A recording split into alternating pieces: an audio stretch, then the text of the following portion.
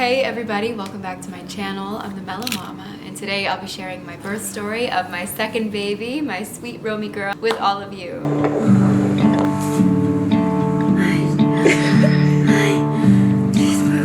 If you're new here, what's up? I'm Kate. I talk all things conscious living and conscious, respectful parenting with the help of lots of great books, resources, and of course, my own experience as a mom, which is clearly what we'll be referring to today. Okay. All right. If you're a little on the apprehensive side in terms of watching someone give birth, because this is, in fact, a birth video, which I completely understand that feeling, you know, it's not every day that you're like, you know what I feel like doing right now? Watching somebody give birth. And maybe you are that person. I have so much other content that's just sit down, educational conversation videos, which we cover all kinds of different concepts that are very specific and nuanced in terms of the conscious parenting approach and conscious living. Those are not deeply personal, vulnerable videos in which you're gonna see things that you might not want to see. I also have a podcast and an online course that you guys can check out as well. Just go to my website, mellowmama.org. I also have a little coupon code for subscribers in the description box below. With all that said though, I do want to say, if you're someone that's experiencing a lot of fear or that's been conditioned with a lot of fear around the birth process and experience, maybe consider actually watching. And here's why. Although this video is a bit uncomfortable for me to share, not gonna lie, it's not cute for me, okay, in like any capacity. It's very vulnerable for me to like put this footage online, not to mention I love you mom so much, but possibly the worst person to put behind the camera in a major event like this. The experience, as well as the way that it was captured, was again very vulnerable, but also just very intense and raw and real, and most of all transformative. And this is the point that I want to make. One huge commonality that I've found talking to other mothers is that they love to share their birth story. Bless you. Bless you. No matter what kind of birth they had, regardless if it aligned with what they envisioned for their birth, what they imagined to be like their ideal, perfect birth scenario, doesn't matter. They love to talk about it. And I'm just one person, I'm just one mom, but I think this might have something to do with the fact that it is so deeply transformative to experience giving birth. That is one of the major takeaways that I want to offer to anybody watching this video that has yet to give birth, but is going to, or is planning to, or is hoping to one day. It truly is a miraculous, beautiful, transformative experience. So this video is in no way, shape, or form me giving advice. I'm not a midwife. I'm not a physician, a doctor of any kind. What I do think I can equip other people with is a positive mindset, regardless of the outcomes of their birth. My intention with this video, just like with all of my other videos, is to simply share my perspective and what has helped me personally. I hope that sharing our birth story, actually, since Romy's here with me, will be a source of empowerment to move you out of this fear-based conditioning that so many of us were or are in, whether it be from people in our lives, the media, movies we've watched, TV shows, books, you name it, even past birth experiences. Mommy, what are you tired? I also just want to create some normalcy around the conversation itself. Birth, female anatomy, the reproductive system. These things, for whatever reason, feel very taboo and controversial to discuss, and I want that to shift. It's such a huge disservice, especially to young women that are preparing for these major things in life with very little insight and information, or feeling embarrassed or shame or just weird and uncomfortable to even seek out the information or be curious about it, ask questions about it. And lastly, I wanted to share, because this was a birth at home and we had such a positive experience, and I know that that's something that a lot of women are deciding upon. Do I want to do that? Do I feel comfortable doing that? And getting their spouse on board and getting family on board, feeling disempowered in their own decision making when it comes to where and how they will have their baby. I just think that one more positive story could help. So without further ado, let's go ahead and get into the actual birth story. To start this birth story off, it's interesting to know that I had my son Donovan at 38 weeks on the day. And everyone that I spoke to that had children was like, all of my babies came at the same time. Like if it was 2 weeks early for the first one, it was 2 weeks or 3 weeks early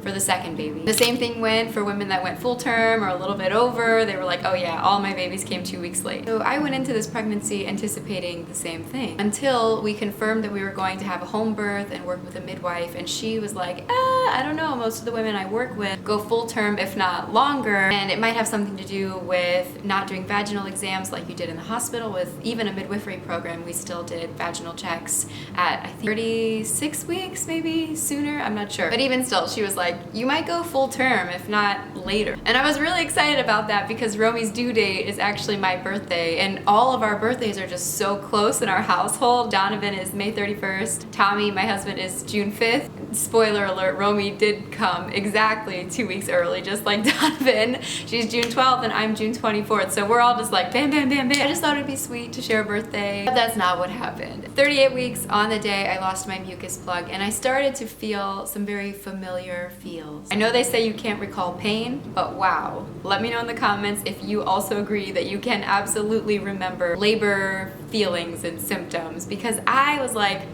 have felt this before. I know what my body's doing, and I really was intuitively feeling like the baby was going to be born in just a matter of a few days, within the week for sure. But I questioned myself because of that original conversation. I was like, maybe it is just like, I'm just super pregnant, you know? I sent my midwife a message and she was like, yeah, just carry on like you normally would. It could very easily still be a couple of weeks, but just have everything you need, just start preparing. And sure enough, 2 days later, I had some bloody show, which lovely terminology, but if you know, you know. And I was like, yep, I knew it, she's coming. And that morning, I for sure knew that she was coming that day. I even told Tommy and my midwife, I think she's probably gonna come around like 2 a.m. I don't feel any sort of rush, but she's going to be born today. Same kind of conversation with my midwife happened when I was like, wow, I have some blood. It was like, go about your day as you normally would, listen to your body. So I went to dance class, and so much fun. I remember halfway through the class being like,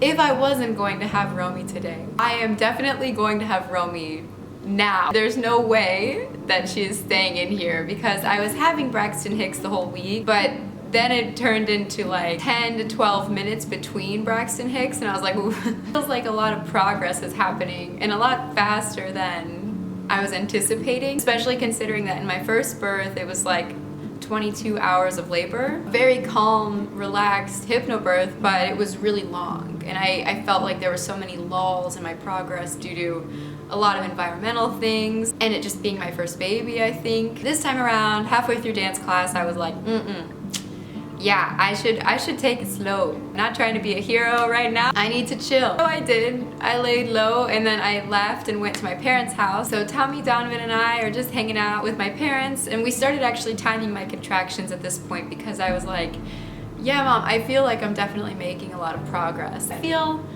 I feel so relaxed right now. I know she's not coming until the night. Like, I just kept saying that, and I kept feeling that in my soul. It was like 11 a.m. at this time. So I was like, everybody just relax. We're fine. And I think I had it in my mind that it would be a super long labor again. So I was almost a little bit too relaxed, to the point where like the neighbors and my parents were like, you really probably should go. I was like, okay. So I'll drive home. Donovan went fishing with my little brother and his girlfriend. That was very, very sweet of them. So I came home and I filmed a video. I went to dance class, I went to my parents' house. I'm having a contraction again now. Let's see, like, I'm talking through it. Like, I don't know how to like explain. I had blood this morning, and then like my contractions have definitely moved from Braxton Hicks in the last couple of hours to like definitely more contraction-y feeling. My bump, I can't show you like the whatever, like without clothes, because I'm wearing this dress, but you can see my belly button. Hello. Finished filming this video. A couple more hours of that, just me like sort of doing things around the house. Tommy was doing things around the house to get ready. It like ricochets off and hits you. Seem right. What's wrong? Was it not supposed to click the bottom? It's definitely not right. Roll it out. I won't even be able to get in there. Dude, the bottom might be a little too inflated. What's wrong? Around 3, 4 o'clock, I started to really notice some progress. I talked to Tommy and he was like, call the midwife, like tell her to get here. And I had some apprehension around that because, like I keep saying, I was like, she's not coming until nighttime. Like, I just don't think they need to be here right now. I had my midwife and her apprentice, so who is a doula, and oh my gosh, I just love them both. I truly was feeling like it wasn't the right time to have them here. At the same time, my family came with Donovan, Tommy's parents came, and they live so close, but I was just feeling, if you are a pregnant person and you're planning for your birth and you're trying to visualize this like ideal birth circumstance, one thing I will say is that my midwife said this several times. She's like, this is a birth, it's not a party. And when she said that, I recalled my first birth and feeling that exact same sentiment and sort of feeling this deep sense of dissatisfaction with the environment, feeling like I couldn't just relax. I felt like I was entertaining even though I was literally in early labor. Not just entertaining like, oh, I need to do things for people. I was still like relaxing and just walking around. We went for a walk as a family. It's also this sort of performance mindset that I'm recovering from years of being like an extreme people pleaser, having a hard time saying no to people, and this is all due to my behaviorist upbringing, right? Like many of us have experienced. Even during the birth process, I got this feeling of like, oh my gosh, like I don't want them sitting here and waiting and feeling disappointed that they're just sitting and waiting. And I felt like that in my first birth too. So if you are planning, like one thing I really highly recommend is to truly ask yourself who you want present and do your very, very best to set boundaries in a really loving, gentle way. In fact, my midwife actually tried to get my parents to leave and they didn't. Sort of brings me to the next part of the birth story. My midwife and her apprentice, Haley,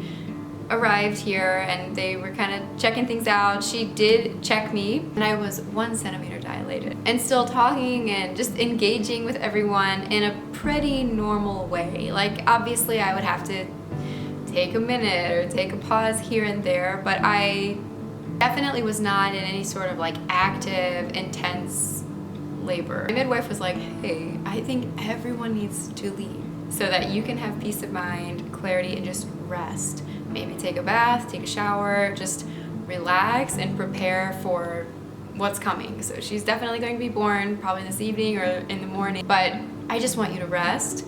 I don't want anyone here, so if you want me to have them leave, I can ask them to leave.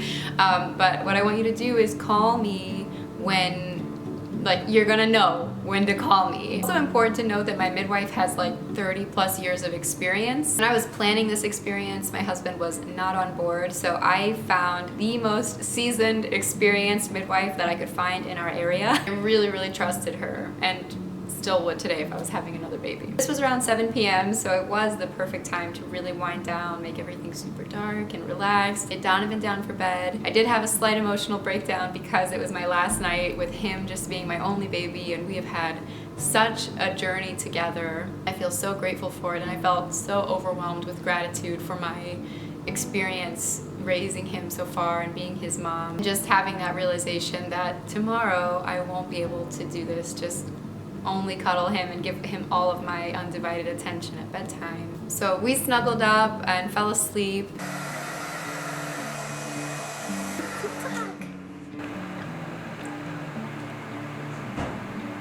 I said it cost $18 for a Secret audio camera. 80, you said. 80 bucks for the Secret audio. What you doing, honey? Nothing. I'll see if that was good. Maybe later. I mean, you could technically step in there, I guess. I don't know. I'll try to. All right, now hop out. How do you get there? Just like you did, but I'm a little taller, so. If it's 5:30 It's after 8 o'clock. Oh, so 8 o'clock. I'm gonna. Yeah. Okay, love you. Wait, Mom. How's? What's the problem? Lay back in here. What? Lay back in here. Lay back down. Get the covers going. Way past your bedtime. That's way past my bedtime. It's way past all of our bedtimes. Get back over here. Okay, I'm I coming. gotta be sleeping over my cover. Okay, we're I going. gotta be sleeping over my cover. Okay, hold on. The water broke, didn't it? Nope. Nope. I thought so, But didn't? but nope, it's still good, which is actually a good thing. It didn't break? Nope. What?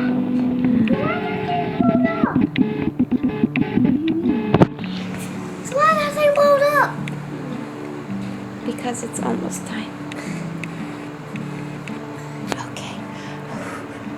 I woke up to very intense contractions to the point where any of the hypnobirthing preparation that I had done, which was minimal this time around, I'll be very transparent, was not necessarily doing much for me in terms of my mindset, in terms of any of the pain I was in. At this point, I was really grateful that I had some mantras for myself. The main one being surrender. I was definitely unable to speak while contractions were happening at this point, and like earlier when I had timed my contractions, the app, it's hard when you're having a home birth, you know, to kind of gauge things because it just keeps saying, get to the hospital, this app, and I'm like, I'm not going to the hospital. But I guess that means that, you know, some serious progress is happening. And one of the things I'll say about this birth experience over and over was that it just felt so intuitive. I could feel in a much deeper way than my first birth what was happening in my body. It was sort of, I don't know if the word euphoric is the right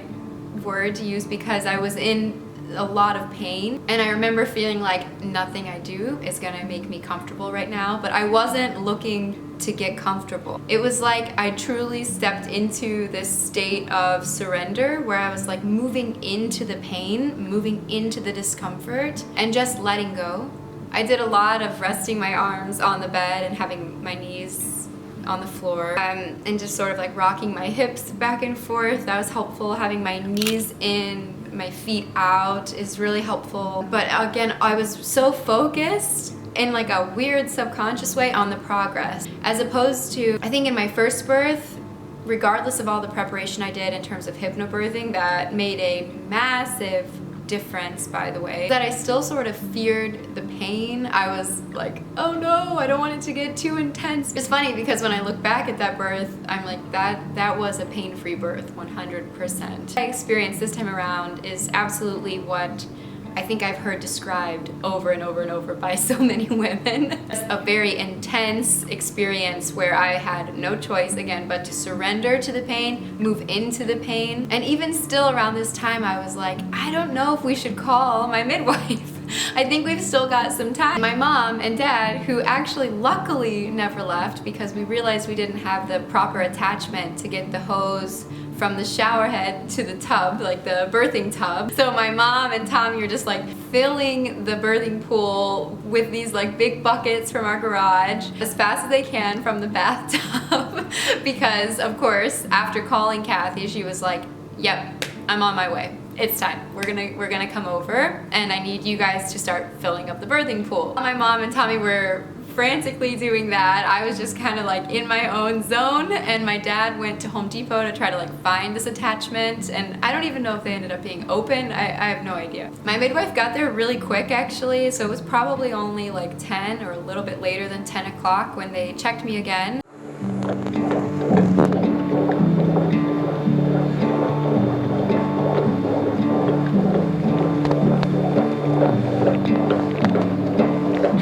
This time when she checked me, I was around 7 centimeters dilated, which was exciting. I was getting close. I knew that I was making steady progress and made sense, again, based on the intensity. I forgot to mention that when I called her before, I was like, I'm only getting like a few seconds between contractions. Am I judging one thing as a contraction and it's not? It's like a build up to it? Or is this 2 contractions happening back to back super fast? And she said that's coupling, it's very normal, but it is 2 contractions with very, very little rest in between. And I remember one of the mantras I had is I can do anything for a minute, anything. I remember experiencing these contractions and I was like, damn.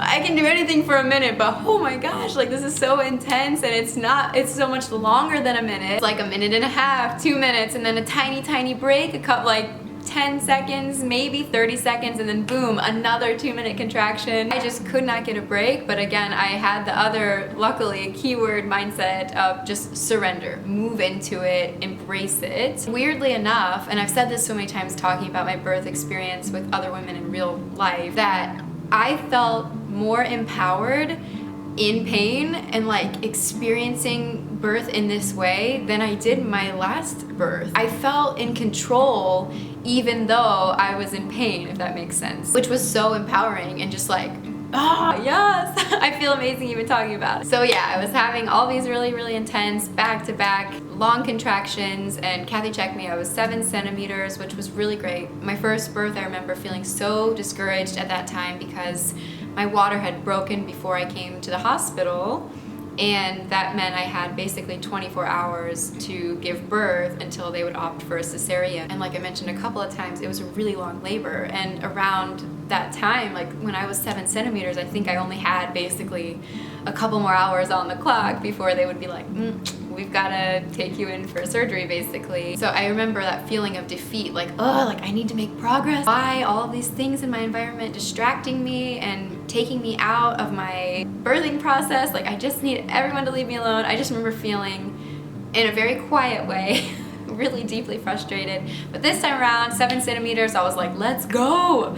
I was probably more like, I was making a lot of, as Tommy called it, moaning bear sounds, which you'll get to experience in this video. It's both like a sad thing and a very fine, okay thing that I don't have any footage of this time frame for you guys. So I'm sorry about that, but just know that it was super duper intense. Very shortly after she checked me and I was 7 centimeters, my water broke. And this again was a much different experience than my first birth, where I just kind of felt like I peed myself when I was still in bed. This time around, my water didn't break until a couple hours before giving birth. So it was actually much more intense. When my water broke, first of all, I had to change what I was wearing. There was blood and all kinds of lovely fluid and stuff, and I was gross, so I had to take off my stuff, and things got even more heightened. And it was at that level of intensity for a couple of hours until I started to feel this sort of like, you know, like when trains slow down and it's like chun chun chun chun. It was like there was more and more rest time between the intensity. Unfortunately for us, especially Tommy and my mom and my dad, who were like panicking about the birth time, they got that all situated and ready to go. And my midwife was like, hey, if you want to, go ahead and get in there. I think we're gonna have a baby pretty soon. One more thing, I'm so grateful that my midwife and I had established about what we wanted for this birth experience was intuitive pushing, just allowing my body to do its thing, and again, surrender and embrace the natural process that my body was doing. I didn't want any coaching, and she was like, I also don't want to coach you or tell you when to push or what to do. I want you to listen to your body. And this again was a night and day experience from my first birth, in which they actually kept taking me out of the positions that were comfortable for me, where I felt progress happening, where I felt like, okay, things are changing. I can feel my body and my baby doing what they need to do.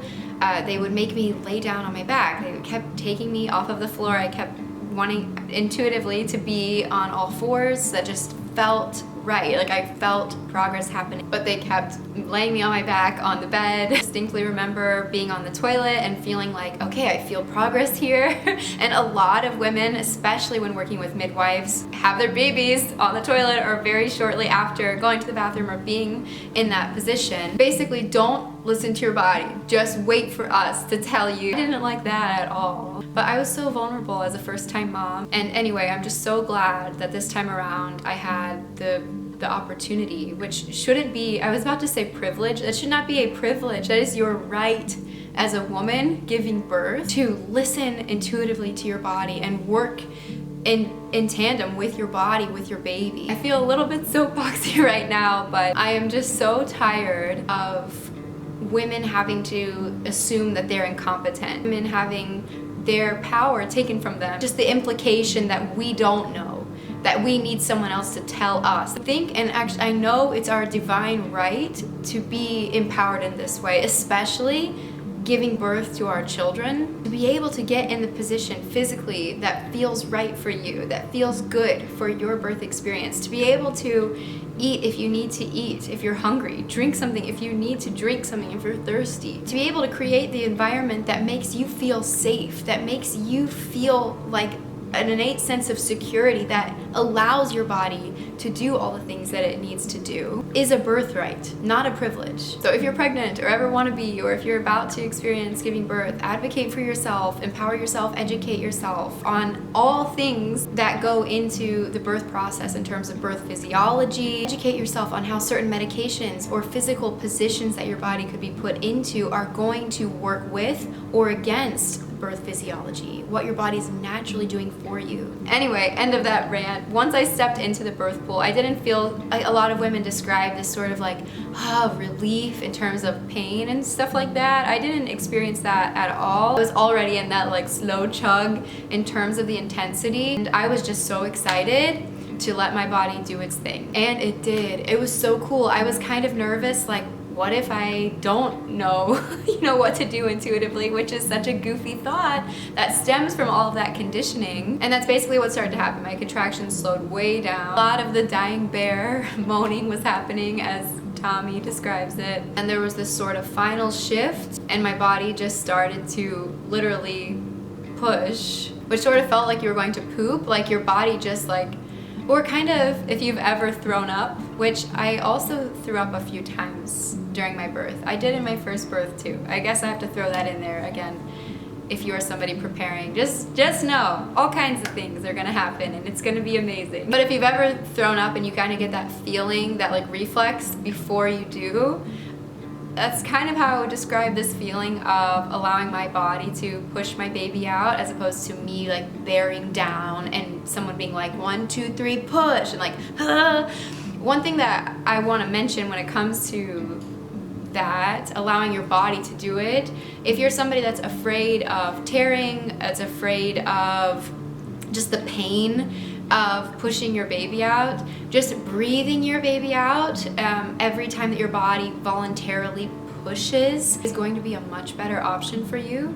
The one major enemy of birth is tension, tightness, fear, being in that fight, flight, fawn, freeze mode, because birth requires us to be open, literally. And being in that tense state, again, even just bearing down, clenching the jaw, like pushing and like squeezing, I feel like what I like to visualize is more like a big relaxed jaw, open sounds, like nice and deep, low from the belly sounds, and just breathing the baby out, as opposed to like tight. I mean, you're literally trying to open something. Don't close yourself up. I think what's even cooler about this part of the experience is that you already felt so empowered through this surrender, through this acceptance, moving through the pain. Like you're going, you and your baby are working together, your body, you're all like a little unit of power. And then once you feel like your body doing what it needs to do for you to like meet your baby, you feel even more empowered. You feel so in control. You feel like just a weird, deep sense of security, and not in like a rushed way or not in a scary way. It's more like, we're doing it. We made it. I was in the birth pool for about 40 minutes before Romy was born. I don't know exactly how many actual pushes, but I honestly don't know. I feel like it went really fast. I think my mom said it was like 5 minutes maybe. For me, it felt like a very slow 5 to 10 minutes because it was, again, just we were on her time. In fact, there's like one point where, and I've seen so many of these birth videos before having this experience myself, where women, can like just reach down and feel the baby, and they're just breathing the baby out, just waiting for the next push to happen. And I remember being like, oh my gosh, wow, to have that kind of relaxed experience, just like, yep, okay, we're waiting on you, baby, we're so close, like, let's just breathe you out one more time. Oh, here it comes.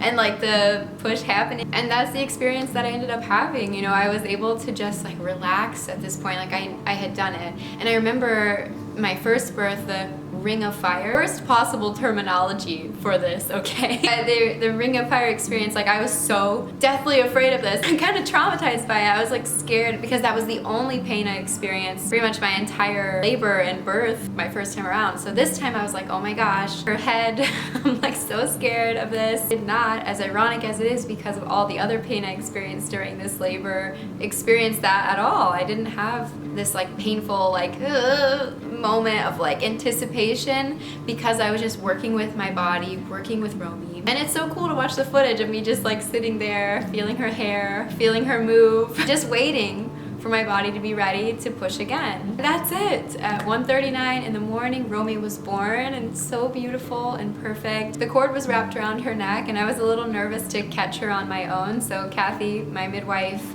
caught her for me and untied the cord, which I knew was a huge commonality in births. I think it's like something like 1 in 3 births have the cord around the neck. It's like an intuitive thing that babies often do to protect themselves, to protect the placenta. I also knew that she would be getting oxygen through her umbilical cord. So I wasn't worked up or scared about this, and I also know that sometimes babies born in water take a little bit longer to cry and to realize like, okay, I'm out of their little home that they've been in for so long. So I wasn't worked up at all, but Romy did need a little bit of help breathing on her own. We had to cut the umbilical cord a lot sooner than I would have liked. Again, because I could feel her moving around as I was pushing her out. I could feel her little heartbeat on mine when I put her to my chest. I knew that she was breathing through her cord the whole time. I just, sort of like I always say, knowledge is power. It's hard to be fearful when you have an awareness and an understanding of what's going on. And even that being said, you know, like you could have the same experience and still be like, oh, but it still scared me. You know, it's a fresh little baby.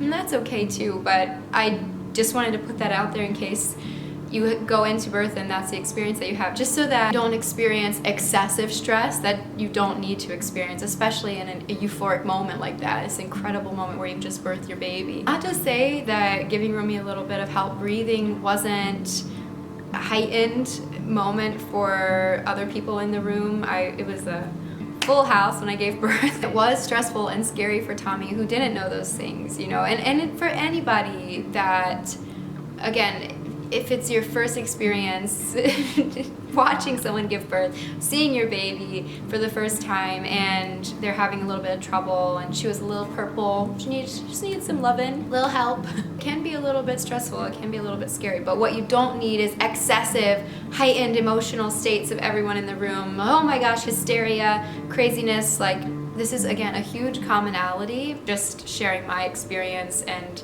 the outlook that helped me in that moment.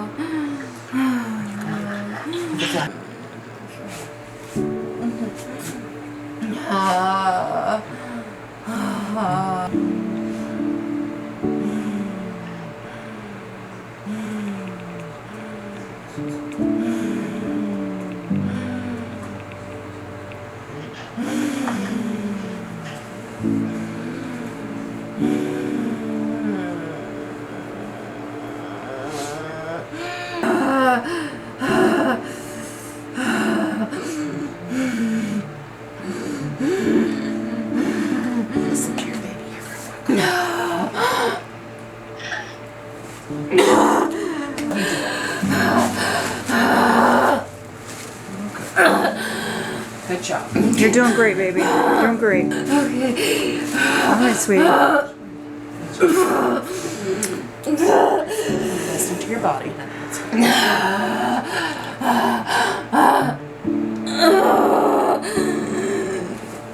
Only push if you're having a contraction. I'm trying not to. Okay. Yeah.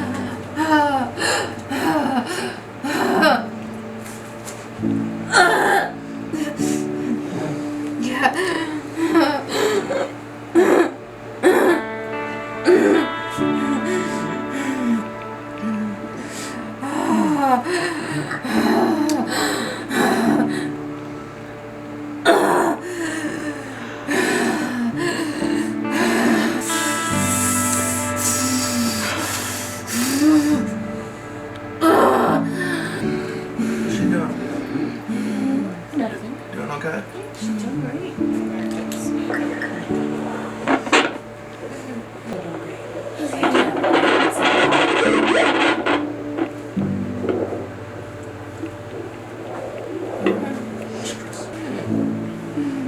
You're doing so great. Okay.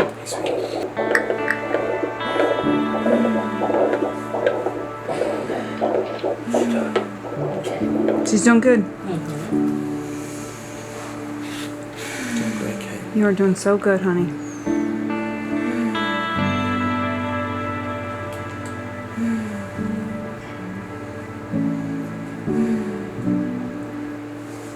She's almost crying. Yeah. Okay. She's just right in here. Okay.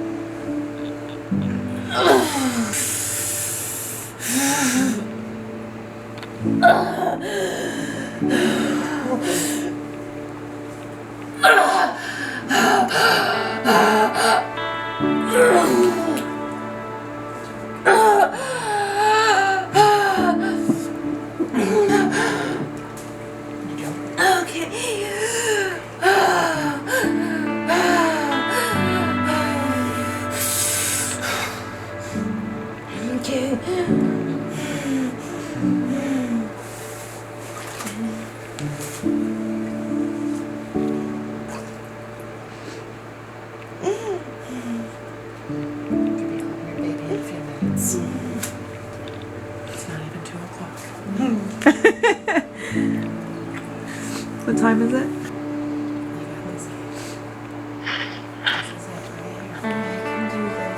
You got it, sweetie. Do this.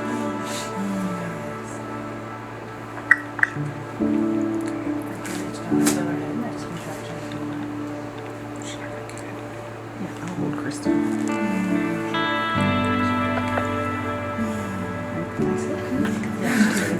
Just a picture. I can see her head. You can see her head. You can see her now? Yeah. Oh. Okay. Okay. Okay. Like yourself.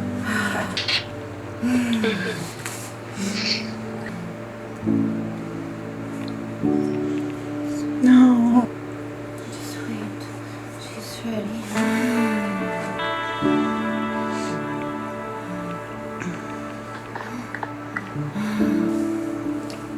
So close. So good. Just right here. There you go. Just breathe out. Good job. Oh. There you go, kid. Oh my gosh. Her head's almost all over. Oh my goodness. Tommy, open your eyes. Open your eyes.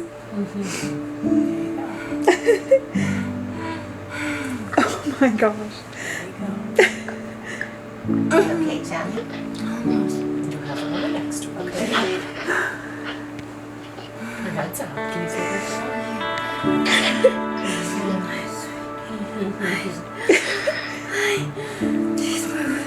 She is. And she's helping you. She's trying. Come on, then. You see her, Chris? There she comes. Oh. Hold on. She's hold on. She's gonna come here. Let me just take her.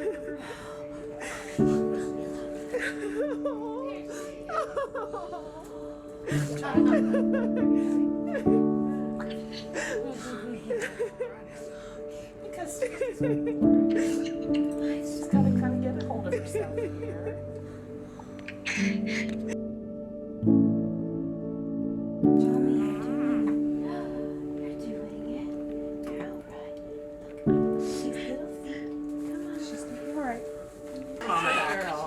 That's okay. She was breathing through her piece of cord, okay? She's fine. She's completely fine. Okay? Real tight squeezing. Oh, her heart rate's good. She's like 150. Awesome. She's breathing. Okay. Yeah. No, I'm recording. And in the bed and keep a better eye on her, okay? Which side do you want to lay on? You did it. I did a fuzz. Your lungs sound so full. Like, she's trying to clear fluid from her lungs. Remember, she's lived in fluid. Yep. You know, for 10 months. Nice. And now,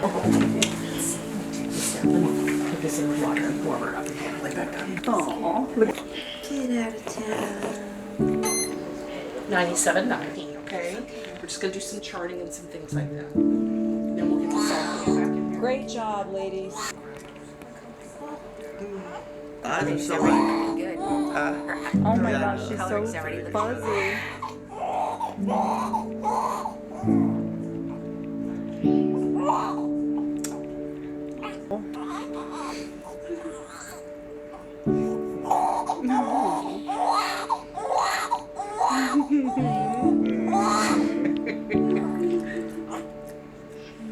Oh.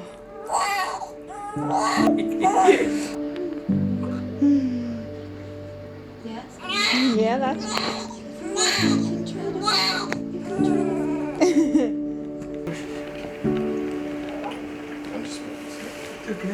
mean, she's the size of one of your hands. Quite, she's hot. Hi.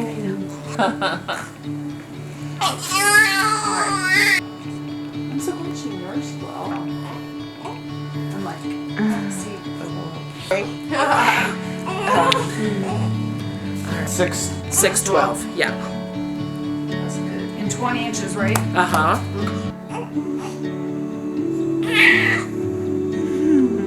Gonna be cold, I know. Is that the It's last? actually assessing 39 weeks. She up to the bathroom, and then Whenever you're comfortable, I'm gonna put her up on your chest.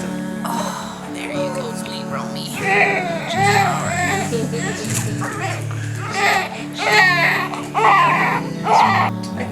Can you go check? Yeah, of course. Do you think these two back there? Yeah. Oh, yeah. Okay, We're done. I'm just gonna Yeah. go ahead.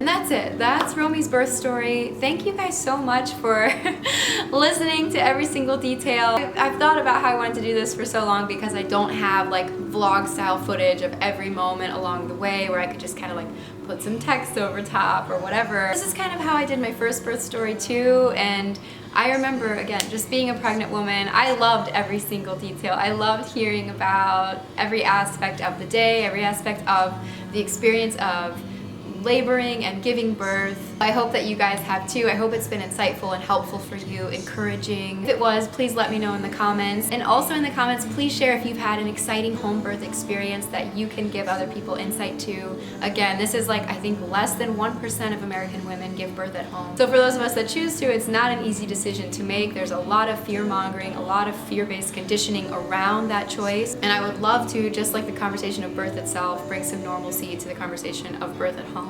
And if you'd like to see a separate video on how we made that decision, some things that were helpful in making that choice, choosing a midwife, preparing for a home birth, let me know. But mainly, yes, if you have any words of encouragement, positive birth stories in the comments, especially also if you had a positive experience like I did in a hospital setting with a midwifery group, share that as well. I really just want women to feel educated, empowered, and excited about the experience of giving birth. And that goes for you if you've had a baby in a hospital, if you've had 10 million babies in a hospital, if you've had 3 C-sections, a VBAC, whatever. You are incredible, all you mamas out there. My heart just feels so giant talking about this because, again, it's like a huge passion of mine. I just want all women to be able to experience and embody our soft strength and our beautiful divine femininity. Anyway, I hope everybody's enjoyed this video. Thank you again so much for watching. If you haven't already subscribed, please hit the subscribe button and like this video. I'm sharing lots more vlogs and all kinds of other educational content here on my channel, as well as on my podcast and on my other platforms. Follow me at The Mellow Mama on Instagram, at @TheMellowMama_ on TikTok, and I will see you guys